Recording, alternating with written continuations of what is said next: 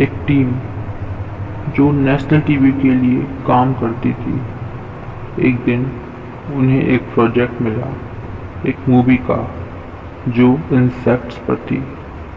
तो वो अलग अलग जंगलों में जाकर शूटिंग करने लगे। उस टीम में 3 लोग थे, एक डायरेक्टर, उसकी पत्नी और उसका दोस्त। उन तीनों ने अपनी मूवी का 70% पार्ट अलग अलग जंगलों में पूरा किया। फिर बाकी का पार्ट पूरा करने के लिए वो आए तिरुवनंतपुरम के जंगल में। वो रेनी सीजन में शूट कर रहे थे क्योंकि बारिश के टाइम पर कई प्रकार के इंसेक्ट्स बाहर आ जाते हैं, तो इसलिए उन्होंने रेनी सीजन चूज किया। अब वो सुबह सुबह एक रिजॉर्ट पहुंचे और एंट्री ली। वो रिजॉर्ट पूरा खाली था, तो उस टीम का जो डायरेक्टर था उसने एक बूढ़े आदमी से इसके बारे में पूछा जो इस रिजॉर्ट में काम करता था।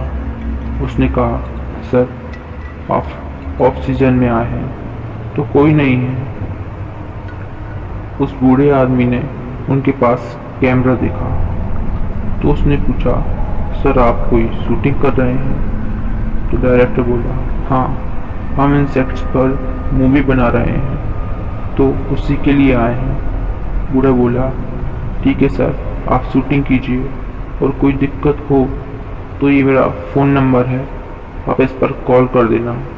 इसके बाद वो लोग फ्रेश हुए, नाश्ता किया और शूटिंग पर निकल गए। दिन भर उन्होंने शूटिंग की, फिर शाम तक वो रिजॉर्ट वापस आ गए। अब वो फ्रेश होकर रात को तीनों साथ बैठे और बढ़िया बातचीत चल रही थी।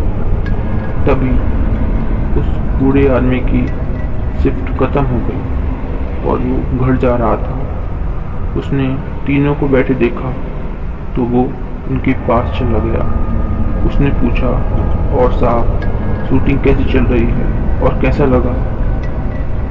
और थोड़ी देर बात करके वहाँ से जाने लगा। तभी उन तीनों में जो लड़की थी उसने कहा, अरे बाबा रुक जाओ, कहाँ जा रहे हो? थोड़ी देर बैठो हमारे साथ और कुछ बताओ यहाँ के बारे में।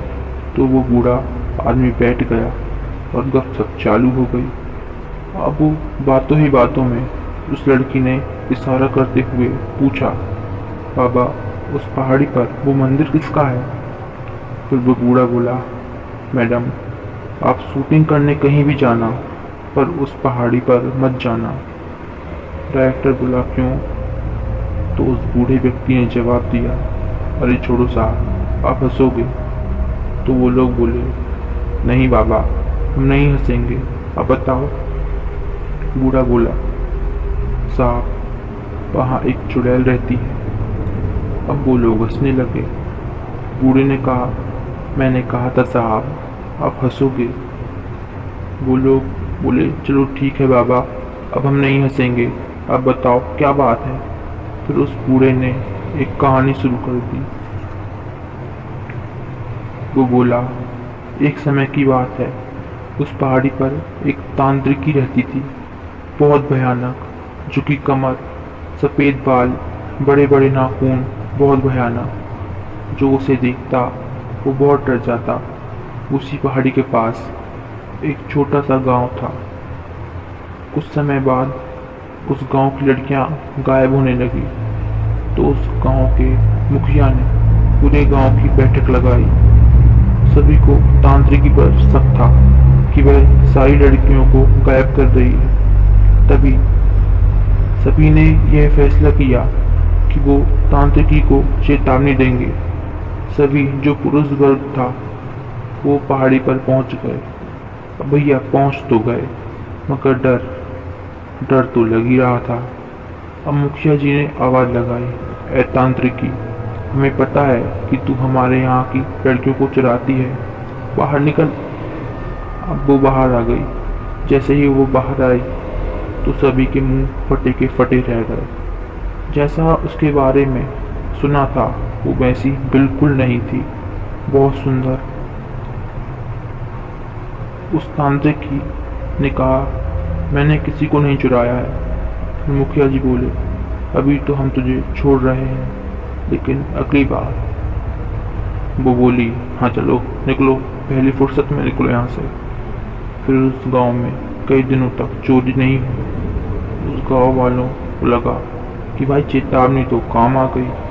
फिर एक दिन उस गांव में एक लड़की गायब हो गई। जिस घर से वो गायब हुई थी, उस घर की फर्श को उसी दिन लीपा गया था और बाकी लोग दूसरे रूम में सो रहे थे। जो उस लड़की को चुरा कर लेकर गया था, उसके पैर के चिन्ह उस घर के फर्श पर आ गए, पर उस पैर के चिन्ह में अंगूठा नहीं था। मतलब जिसने उसे चुराया उसका भी अंगूठा नहीं था। अब दूसरे ही दिन उस घर के सामने सारे गांव के लोग इकट्ठे हो गए। उस पैर के निशान को देखकर यही बात उड़ी कि अंगूठा तो तांत्रिक का नहीं है। अब सभी गुस्से में सभी ने तय किया कि अब इस तांत्रिक को नहीं छोड़ेंगे। सभी ने अपने घर से तलवार, डंडे, तवा लेकर पहाड़ी पहुंच गए और उस तांत्रिक को बाहर बुलाया। जैसे ही वो बाहर आई तो सभी ने उसके पैर देखे। उसके पैर में अंगूठा नहीं था। फिर क्या था, सभी ने उसकी कुटाई कर दी और लटका दिया। मरते मरते कह गई कि तुमने मेरे साथ बहुत बुरा किया है, मैं तुमसे बदला जरूर लूंगी। इसके बाद वो बूढ़ा जो कहानी सुना रहा था वो अपने घर चला गया और वो तीनों भी अपने रूम में सोने चले गए।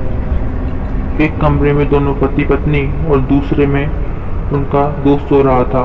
रात के 12 बजे डायरेक्टर को आवाज आई, 1 2 3 4 5। उसे लगा उसकी पत्नी पैसे गिन रही है। उसने कहा, सो जाओ, सुबह गिन लेना, और आवाज बंद हो गई। फिर कुछ समय बाद फिर आवाज शुरू हो गई, 28,011, 28,012, 28,013। डायरेक्टर को लगा कि इतने तो मेरे पास पैसे ही नहीं हैं, तो वह उठकर बैठ गया। उसने देखा कोई कमरे के कोने में खड़ा है। उसने कहा, कौन है वहाँ? फिर कोई बाहर आया। उसने देखा कोई लेडीज बाहर आती है। लाल आंखें, बड़े बड़े नाखून, सफ़ेद बाल, और इसे देखकर वो बेहोश हो जाता है। सुबह होती है, वो बूढ़ा उसे उठाता है और वो घबरा कर जागता है। वह बूढ़ा बोलता है, साहब आप उस पहाड़ी पर गए थे? पर वो उसकी बात नहीं सुनता और पूछता है, मेरी वाइफ कहाँ है? और बूढ़ा बाहर की ओर इशारा कर देता है। वह जैसे ही पहुंचता है, वहाँ भीड़ लगी है और उसकी वाइफ की डेड बॉडी पड़ी हुई है। उसकी वाइफ के सर पर बाल नहीं थे, उन्हें काटा नहीं गया था।